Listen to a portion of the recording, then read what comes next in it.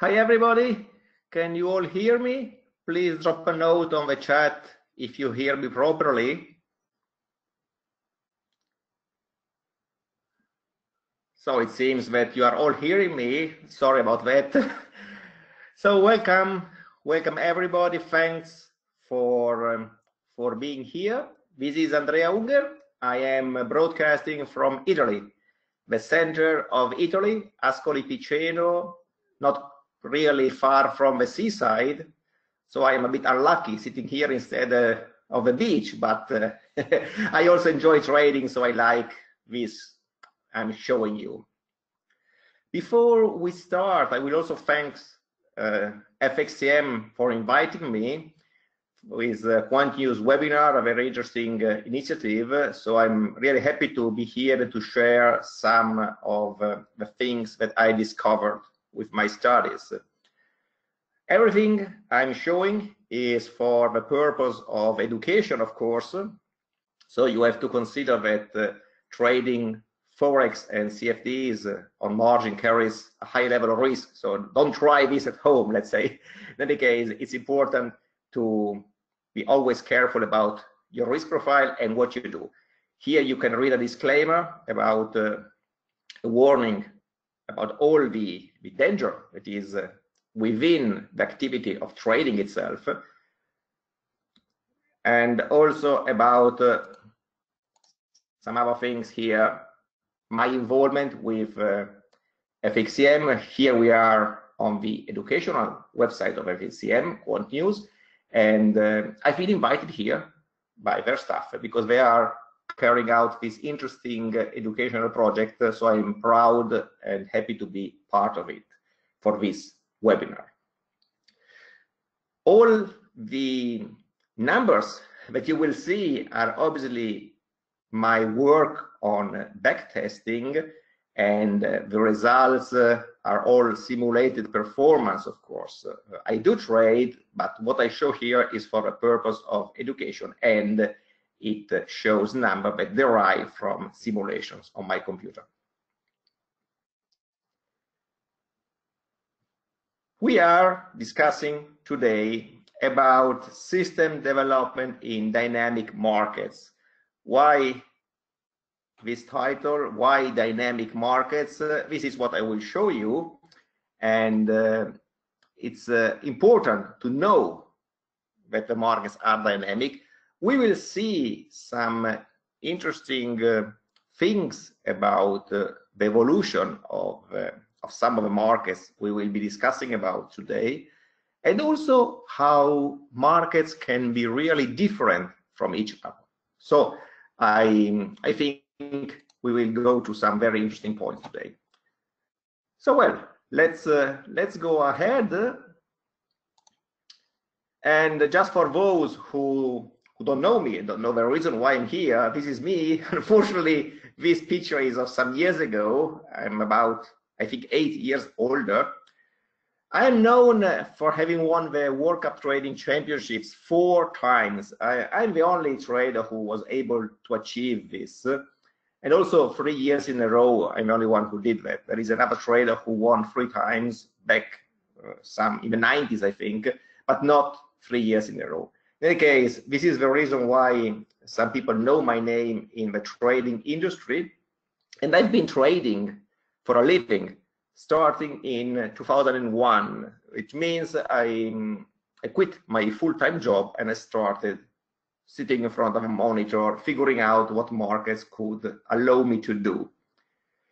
Appreciated is a big word. I wrote 1 book, but this book is pretty successful in Italy because it's written in Italian, and it's a book about position sizing, money management. So I'm sorry that you will not be able to read this book in English. There is no English translation so far, but I can tell you there is a Chinese version. It has been translated into Chinese. So if some of you speak Chinese, you have the opportunity to read about my work. I've been one of the members of a scientific committee of CIAT. CIAT is the Italian Society of Technical Analysis, which is part of IFTA. And I was one of the members. Then I decided to focus more on my personal trading, and I quit the committee, but I've been appointed as a honorary member of CIAT again. So today I'm a honorary member of this association, which is another thing that I'm proud of course. That's it, more or less. I've not done much more. Well, the reason why I'm here, I'm a speaker as well, and I've been invited as a speaker all around the world, which is a very interesting thing that happens in this case, because I've seen many interesting places in the world being invited, standing in front of hundreds of people and talking about my trading experience. But now let's go into the main topic of the presentation. And we start with a question, which is very important. So the question is, are markets changing? And what do I mean with changing? What I do here, what I will show here, is mainly based on my common approach on system development. I use a method, I use a procedure, and I study the behavior of markets, always simulating trading activity. I always run simulations as if I traded. So the test we start with is a very simple basic test run on daily bars of, in our case, euro US dollar currency. And we test a Donchian channel breakout. This is an always in market strategy. It means the Donchian channel is the channel you can chart following the highest high of the last n bars and the lowest low of the last n bars. When there is a breakout through one of these two levels, this strategy enters in that direction. The position is kept open, waiting for a breakout in the opposite direction, hoping, obviously, that in the meantime the prices moved in our favor. Once we hit the opposite direction, the open position is closed and a position in the opposite direction is opened. This is how the channel looks like if you want to show it on one of your charts. Inside here you have bars, daily bars in our case. The green thick line above is the highest high of a number of bars, which is a parameter. And the red line at the bottom is the lowest low. So when it happens to touch one of these levels, market is entered in that direction. The concept behind this strategy is that we believe that if prices are strong enough to reach the highest high of the last n bars, they are strong enough to continue trading in that direction. And the same concept, if they are weak enough to go down to touch the lowest low, they will probably continue getting down and down and down. That's why in that case we enter short. This is the concept behind the strategy. It is one of the most famous trend following strategies, and it was used with some money management principles attached to it by the famous turtle traders. For those who don't know who the turtle traders are, you can find a lot of literature on internet. You have just to Google turtle traders and you will find all the information. So the first test is sort of a long term, let's say, and I used a 50-day channel. So I was building my breakouts on the breakout of a 50 days high or of a 50 days low. The result in this case, look at the equity. This is the important part. The equity is obviously not regular because this is a very basic strategy, but it shows a continuous growth throughout the period of test. You can see that with some up and down, the strategy has been continuing making money.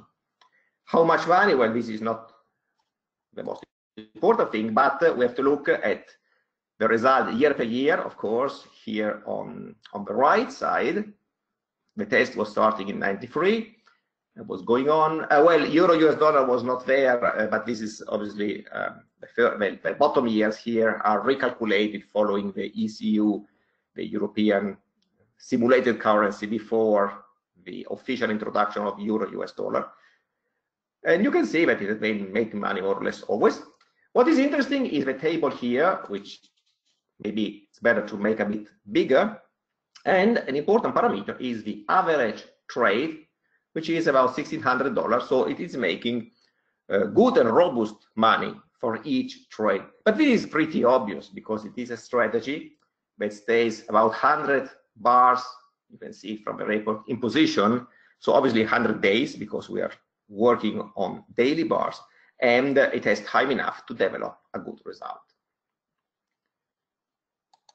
Going on, we look at a shorter horizon, and we work with a 20 days channel. Why am I saying it's a shorter horizon? It's shorter because if we react on a narrower channel, because obviously a channel based on 20 days high or low should be smaller than a channel of 50 days. Normally, I mean, we obviously take less bars into account. So this is a faster reaction to trend changes. But look at what happens. You can see that while in the early years, a lot of early years, the strategy was making money, at the end of it, the equity line is no more clean. It goes up, down, and it is ending up right in the last years with some losses. So it looks like the motor that has been driving this strategy in the last years was lost. It was not on 50 days, but it seems to be on 20 days channel. So the faster we trade, the worse we get our results, because markets have been changing in the last years. And this is the first important information. If we look at the numbers here, I said we see here the last years on the top of the right column are red. This is what we have seen from the chart. And obviously the average trade in this case is smaller, but this is pretty obvious because we are working faster, we are entering and exiting earlier, and so our trades cannot develop the same way they did on the previous channel. But it is important to see, looking at shorter time horizons and at shorter settings on our chart, we get worse results in the last years. On a 5-day channel, 1 week of data, let's say, again, we get poor results in the last years. There were other periods where things did not go very well. You can see them in the center of the chart, and also understand this from the area, the red area at the bottom of the chart, which is the drawdown. But generally, this has never been very clean. But what is important, in the last years, this strategy on 5 days is losing money. So what made money for a while is struggling in the last years. You can see it from the top right spot here, red numbers. Red numbers means years with losses. This strategy on a 5-bar channel is actually very reactive because we work on a very short picture, and it seems that reacting on a very fast base is not paying enough in the last years. Why? Probably because there are more and more players, more and more traders out there following these concepts. And the more we are doing the same thing, the worse the results of that thing will be, because the efficiency of the moves in the different markets will increase.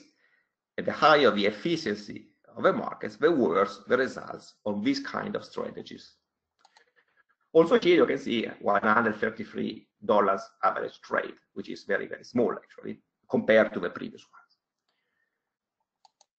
Now, we can state that this is just an example, it's one strategy, but from this very basic, simple, but widely used strategy, we see that last years, I mean last 3, 4, 5 years, things are becoming more and more difficult. And this means also that if we want to be algo traders, we have to focus on the different things in a slightly different way. We have to focus more on details and to understand more what should or could be used in the different markets. I'm not talking today about high frequency trading. High frequency trading is a family of strategies of itself. It has nothing to do basically with algo trading as I'm living it. High frequency is a different word, different approach. But everything else in the algo trading world needs to be revised, knowing the new conditions that are showing up.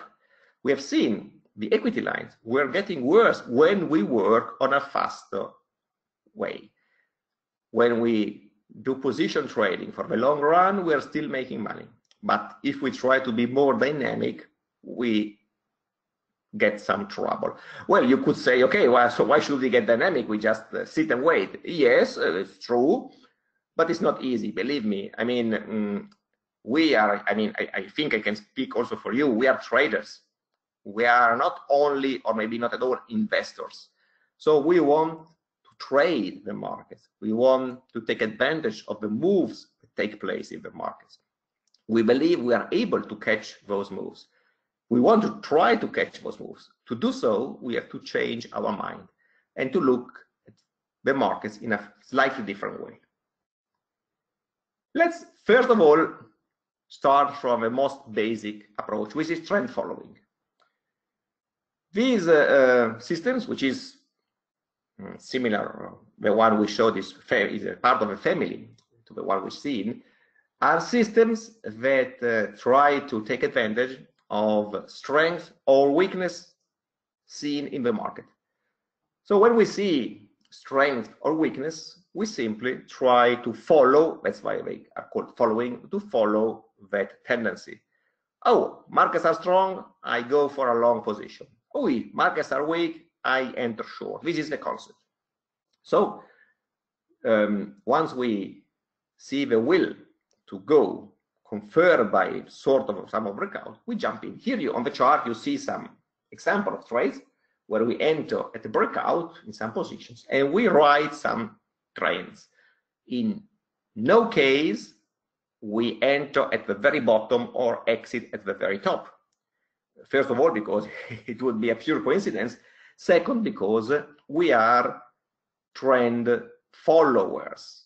We don't predict the markets, we follow the markets. So we follow what the markets are trying to show us. And we are trying to understand. So you have to imagine the idea of jumping on a moving train. Well, just departed. Don't jump on a train moving to 100 miles per hour, of course. Normally, we use stop orders to enter because we enter at breakouts when we break through a level, or an alternative, we can use market orders entering at the end of the time unit we use, 5 minute bars, 60 minute bars, whatever. And after the breakout occurred, we enter at the first open of the next bar, for example.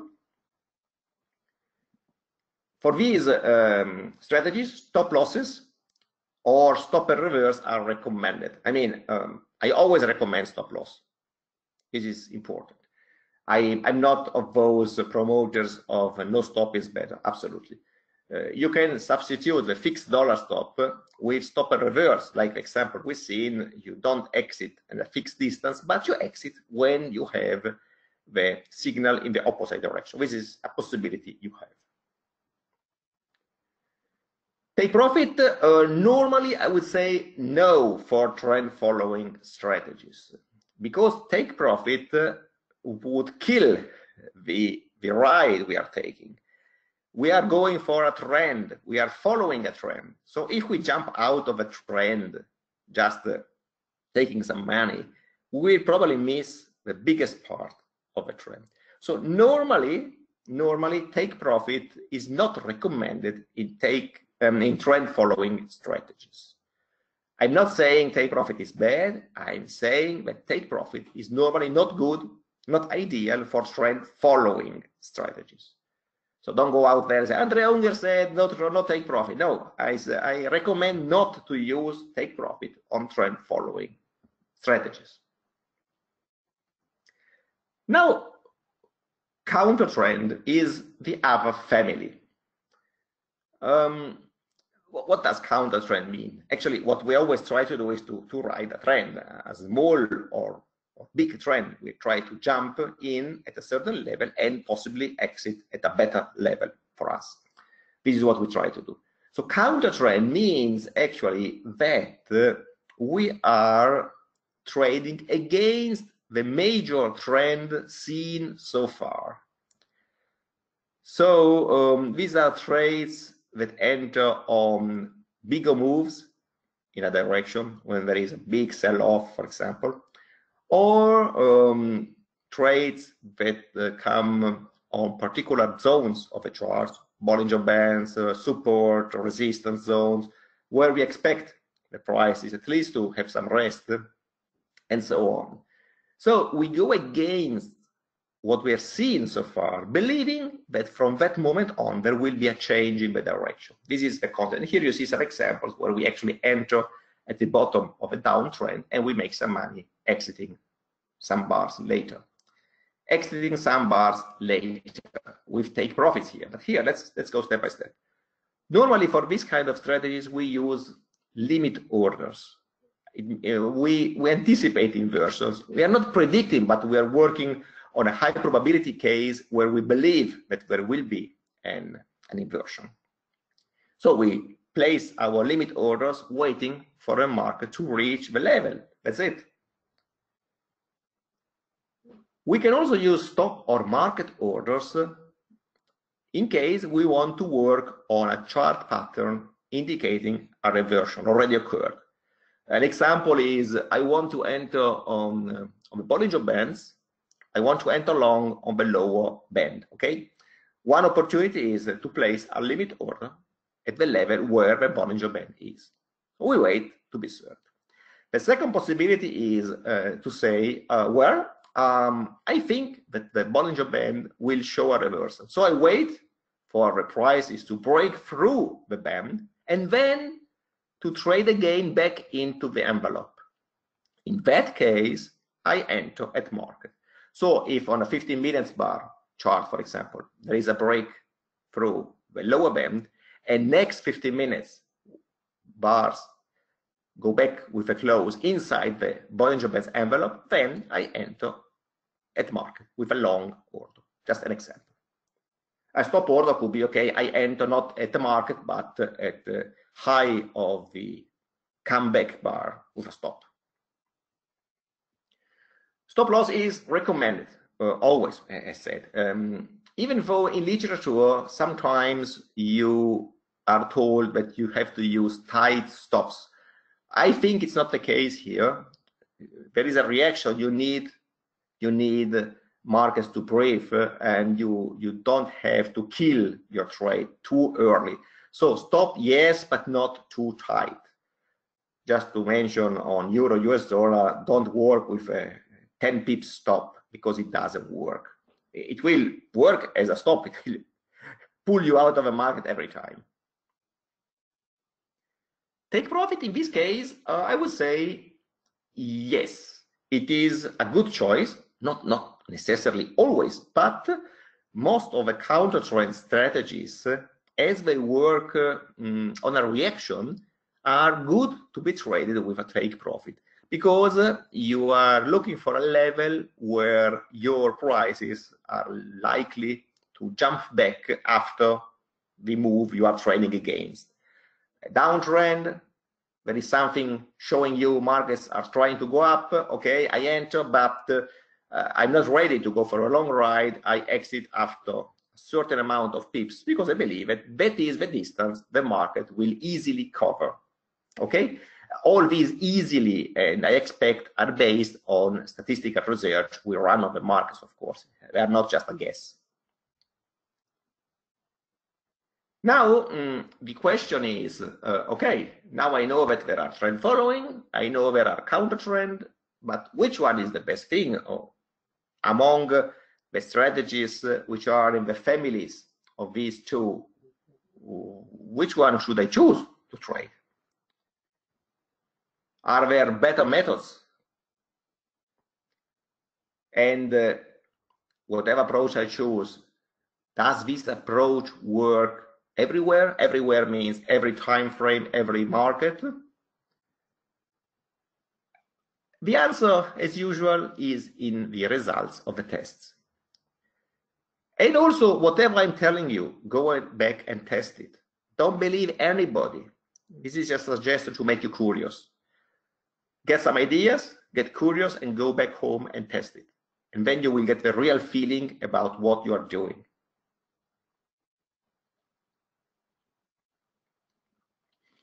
To run the tests, I get the basket of currency pairs and I test on 60 minutes bars. These are the pairs I use. I mean, they are the most popular probably. Australian dollar against Japanese yen, or Aussie, Australian dollar, US dollar, Euro against Canadian dollar, Euro yen, Euro New Zealand dollar, Euro US dollar, British pound Canadian dollar, British pound Japanese yen, cable, which is British pound against US dollar, New Zealandese dollar against US dollar, and US dollar against Japanese yen. These are probably the most popular pairs, and they should give us a complete picture, pretty much complete picture about the situation. We start with trend following, and one of the trend following methods we want to look at is a momentum entry. What does this mean? We look at the chart, and if the close of the last bar is greater than the close of n bars ago, we enter long at breakout of the high. So the setup is the high and the close is greater than the close of n bars ago. In this case, if I break through the high of this bar, I enter long. Obviously, on the opposite direction, if the close is smaller than the close of n bars ago, I will be ready to enter short at the breakout of the low of this bar. What does the close greater or lower mean? It means there is a trend. If the close is greater than the close of n bars ago, it means the market moved up in the last n bars. As simple as that. And in that case, I follow the trend if I get the confirmation of a strength through the breakout of that bar.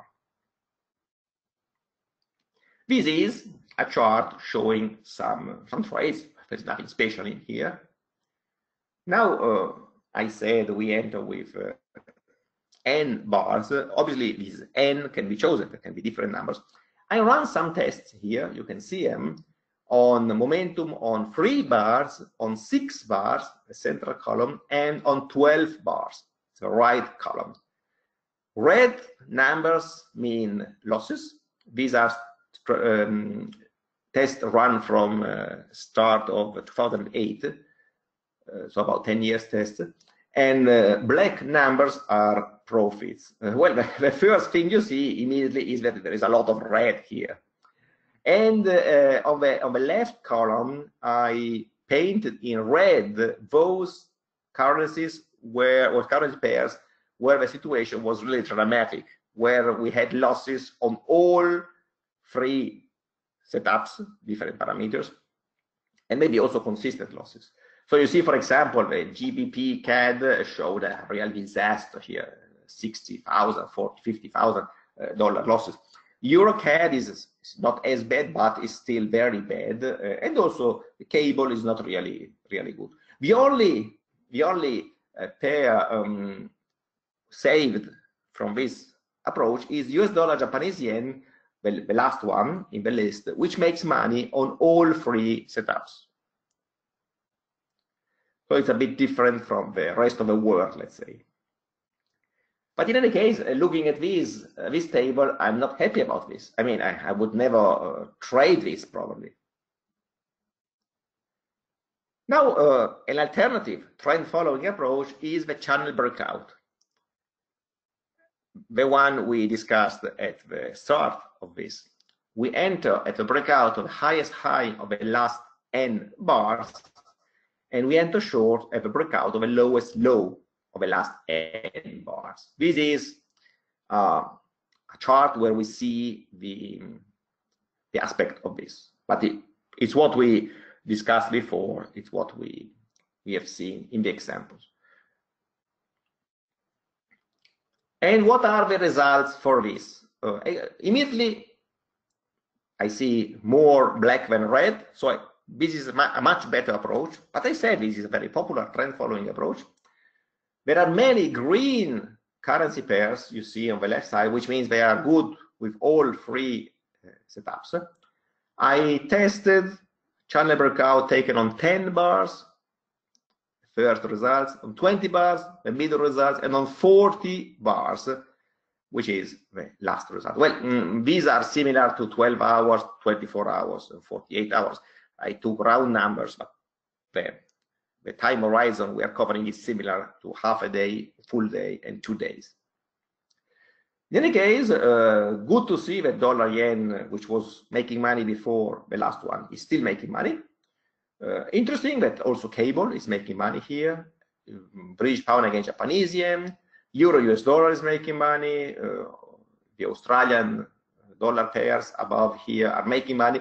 Only British pound against Canadian dollar, this is the only one losing money consistently, because also euro New Zealand dollar is losing money, but it's making money on a 40 bars setup. So there is some possibility to do something. GBP CAD is losing money everywhere.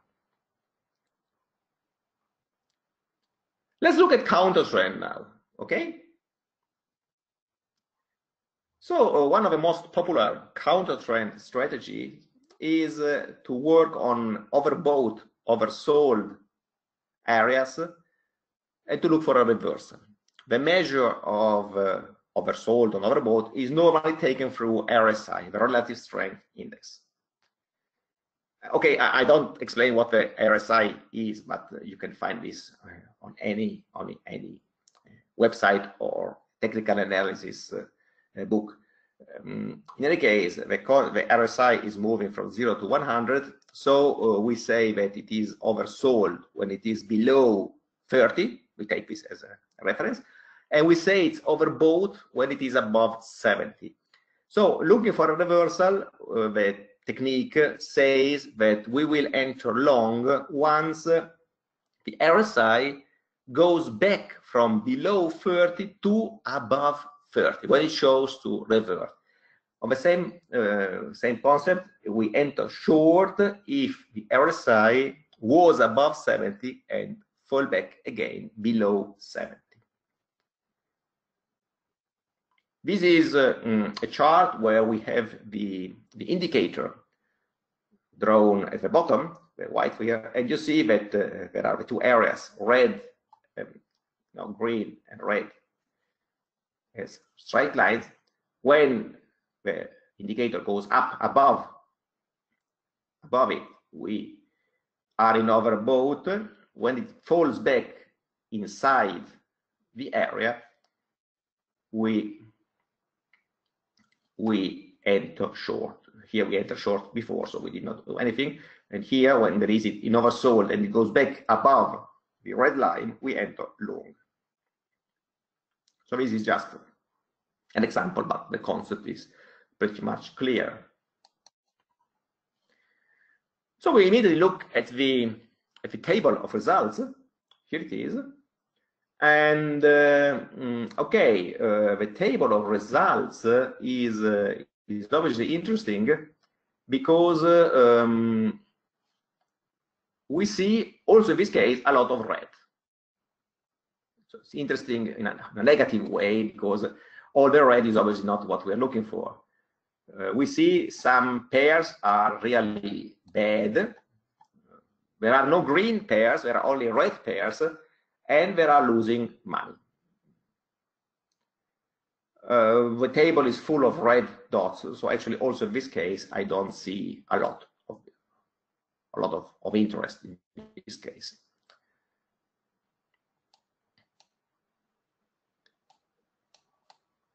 I see now that there were some questions, but I'm not able to open this. Just 1 second. Let me see if I can. Okay.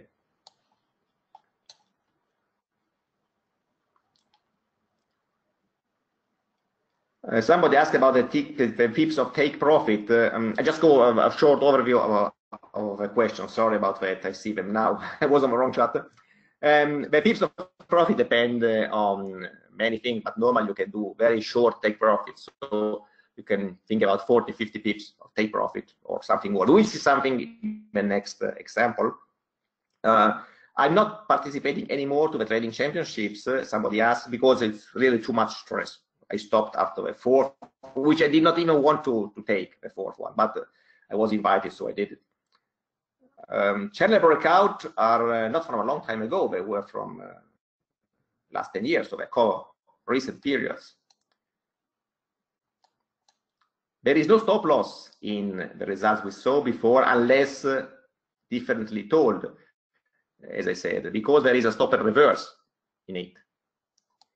Here we can see, in any case, going back now to this, many losses. We have three different scenarios also in this case, where we get the overbought and the oversold levels at different numbers. 30-70, the first column, which is the most common.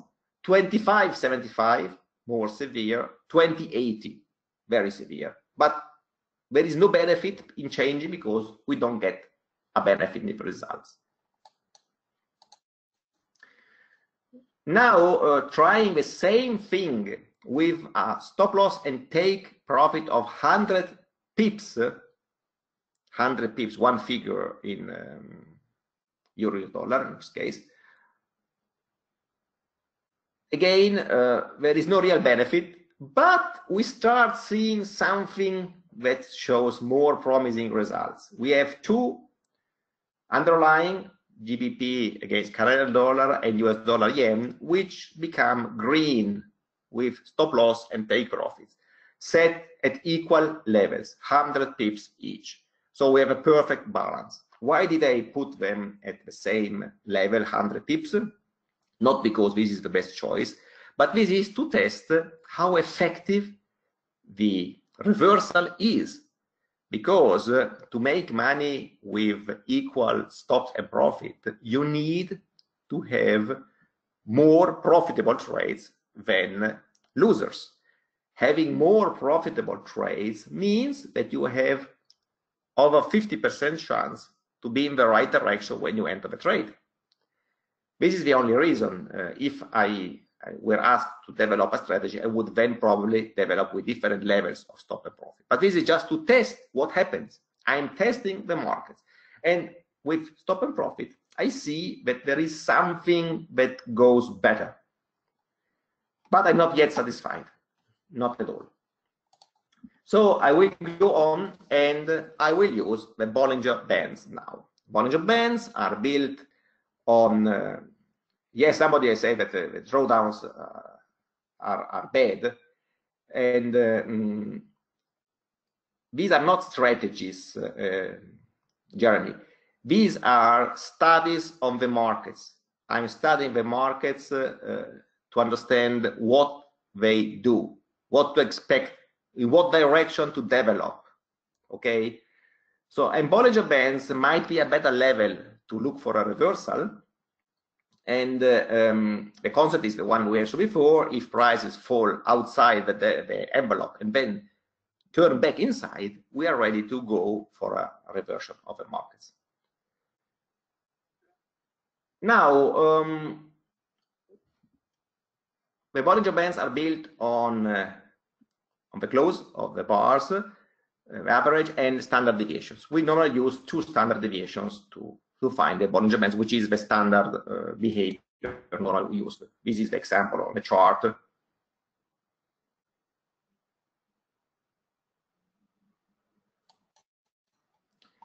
And here are the results. Results here in this case are much more promising because we immediately see some green pairs. The different here are, the first column is no stop and no profit. The second column is with a stop loss of 100 pips, and the third column is stop loss of 100 pips and take profit of 100 pips. We can see how some pairs work properly. Euro US dollar, GBP CAD, and GBP US dollar. US dollar yen in this case loses money. Interesting, because it was one of the best before, if you remember the first studies. Now it's losing money. And GBP Canadian dollar here, which was losing tons of money with one of the previous strategies, here is making money.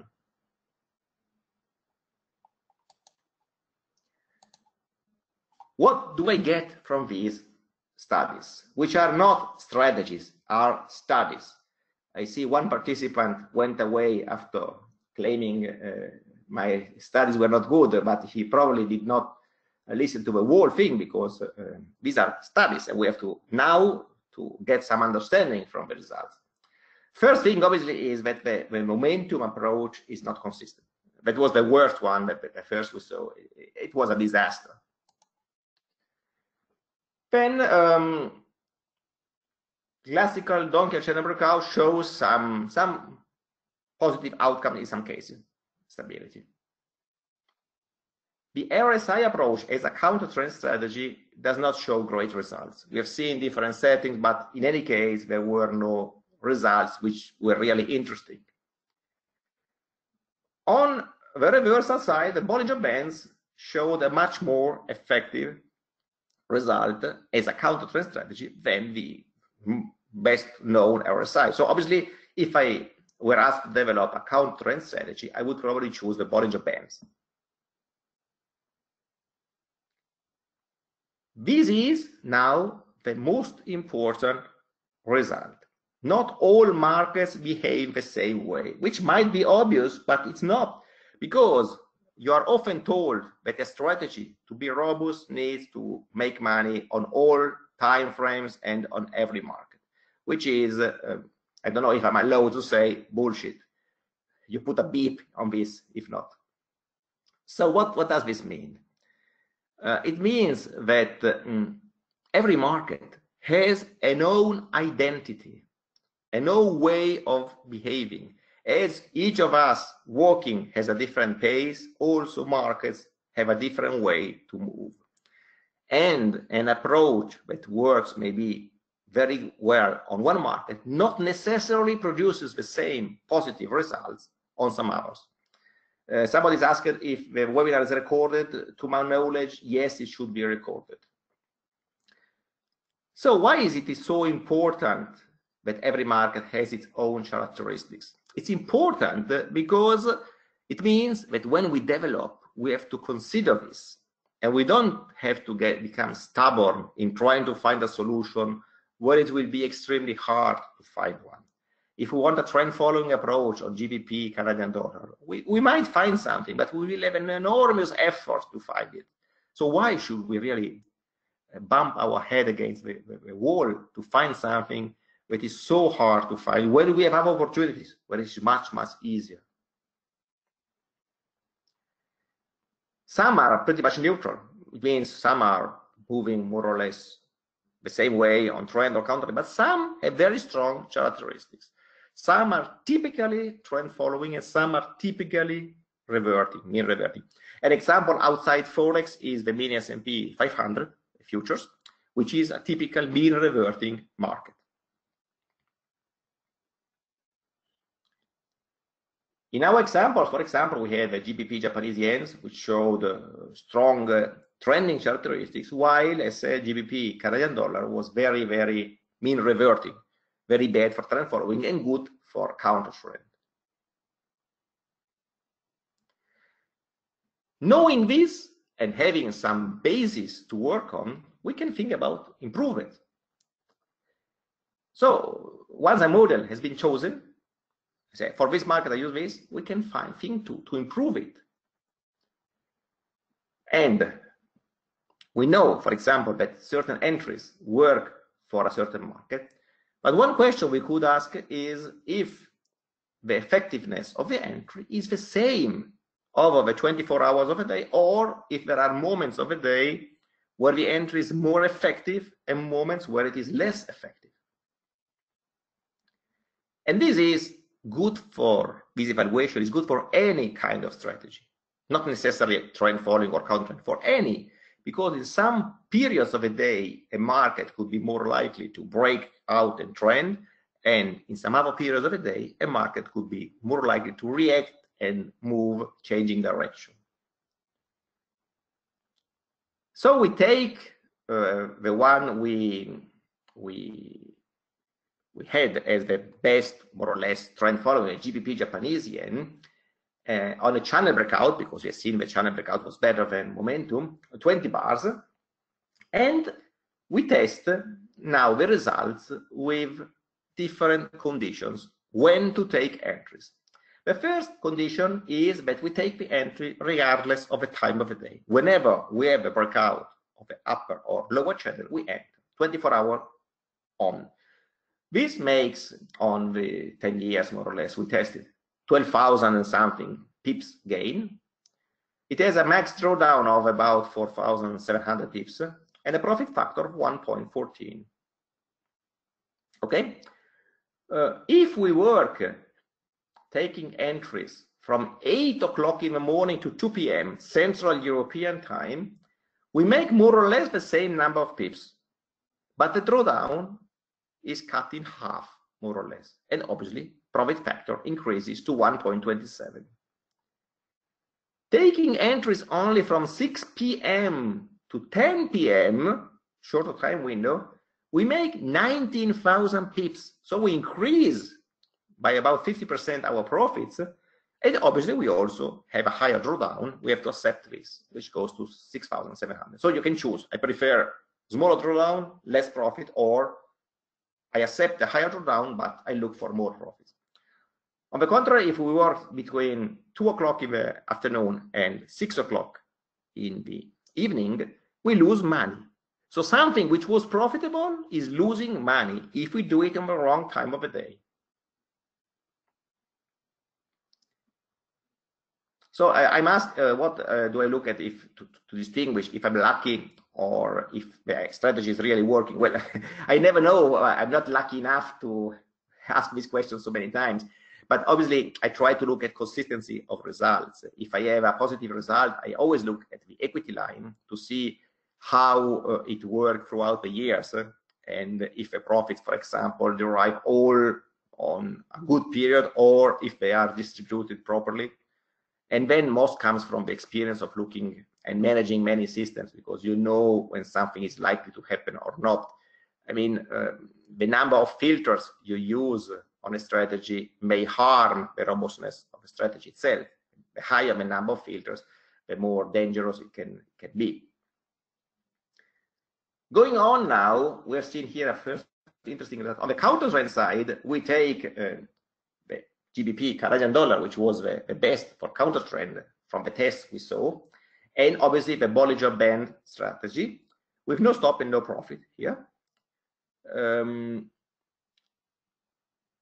We have, again, the first line, where we work 24 hours a day, we would have made 8,000 pips, more or less, and 4,800 pips drawdown. Profit factor 112. Perfect. What happens if we work between 2 o'clock and 5 o'clock in the morning, Central European time? We make twice as much. We would have made, better said, twice as much, 16,000.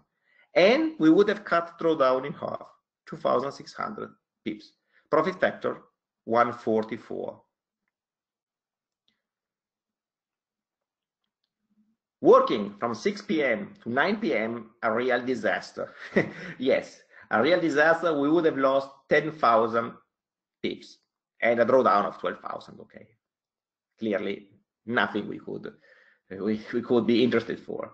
So again, this is really important because we are seeing that we have just to dig a bit into different markets and to see.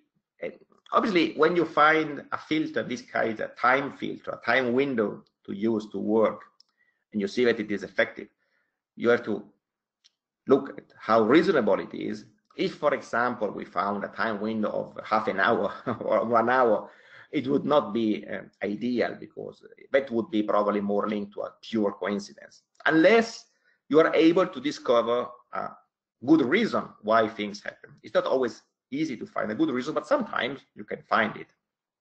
Looking at the fundamentals of the markets, at the news release, time of the day, so it might be, but obviously being told to work only 1 hour a day out of 24 is a bit too much. But in this case, we found some other periods which are longer, which are reasonable. So going to recap this, some models are more effective than others. This is something we knew, obviously, but it is important to be always aware of that. Don't take things as granted just because there is a lot of talking about that on literature. Just go out there and test it. Momentum trading, the way we see it, is very popular, but it has not shown to be effective, at least not on our examples.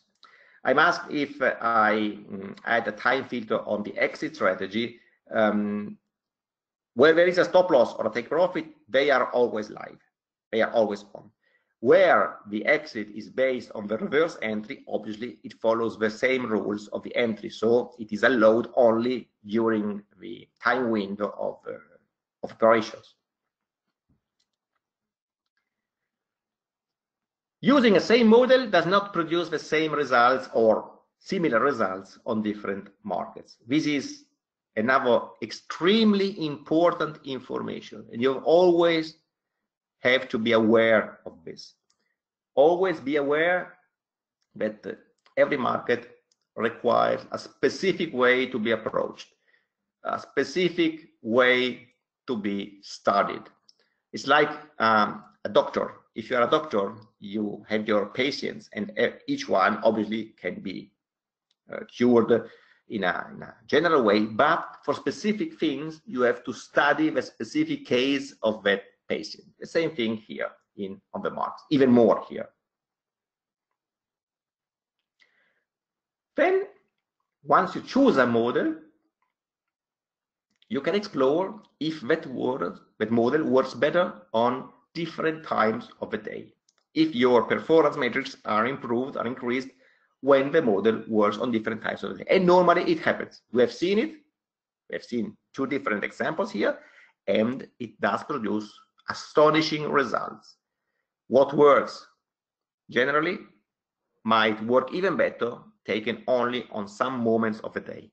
I don't suggest to take something that loses money and try to find out if it makes money during a period of the day. It might, but that is something that I would not trust too much. So I take always models that show positive results to then try to refine them. I don't try to find a positive result out of a losing thing. It might be possible. I don't say it's impossible, but I don't suggest it. Obviously, there will be much more to tell about this, but the time is over, and there is so much to say about system development. I thank you for the attention here, and if there are other questions, I'm happy to answer. Somebody is asking if I have trading system on shorter time frames. Yes, I have a lot of systems. I mostly work on futures more than forex, but the approach is totally the same. And I work also on 5-year, but listen to this. On shorter time frames, I don't consider indicators at all. I never use indicators on shorter time frames because I believe that the noise of the markets would definitely waste the effectiveness of the information of the indicator. If I work on a 5-minute time frame, I mostly do that to have a clear picture on the depth of the moves of the market. but not to make any chart pattern out of a 5-minute bar. 5-minute bars are only there to depict clearly every step-by-step move of the market. Then I'm still going inside, working on the high of a day or the low of a day or things like that. And the smallest time frame I would consider indicators, I would say 30 minutes bars. I suggest 60. There are also cases with 15 minutes, but I would not suggest it really. I believe it could be really dangerous.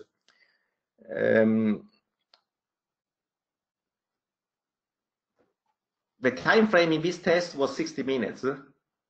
The first time frame where I showed how markets are shaped was a daily time frame. For these tests, I used a 60-minute bar. That's why I was able to investigate the different hours of the day. Here you can see a link, http cli.re/quant news. If you click on that, you find my offer about trading system development, which goes in depth into my approach. I hope I was able to transmit to you the different way to look at the markets, look at markets through tests. You test strategies to see the hypothetical results and deduct something about the specific market from those results. Normally, you can use econometrics, of course, econometry and all the strange Garch, Arch, and whatever. But whatever information you get out of that, co-integration, things like that, then you are still to find a way to translate that information into a training system. While if you directly test, you can get step-by-step approach to a final system that works, that you can put live once you develop. So I think that my approach is faster in terms of going straight to the end results we desire, which is to have a system that works. But obviously, everything is good provided you are able to use it and you are able at the end of the day to make money out of it. I don't know if you have other questions. If not, I would say ciao to all of you and thank you again for your attention, of course. Thank again Quant News for the organization of this, which was very important.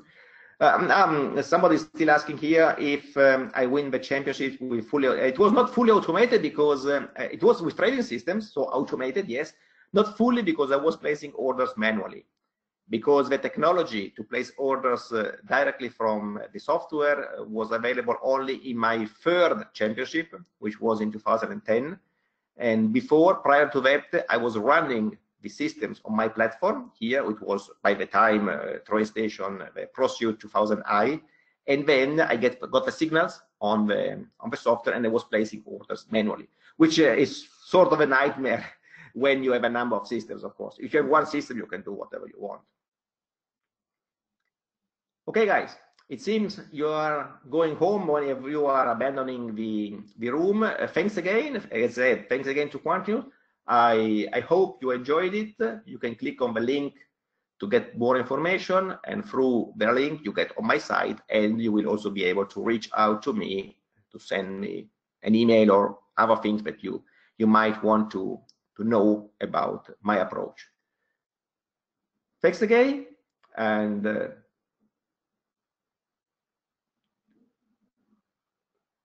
thanks, Nidhi. I will take note of your name on Upwork. And thanks and ciao again to everybody. I wish you a nice day, wherever you are in the world.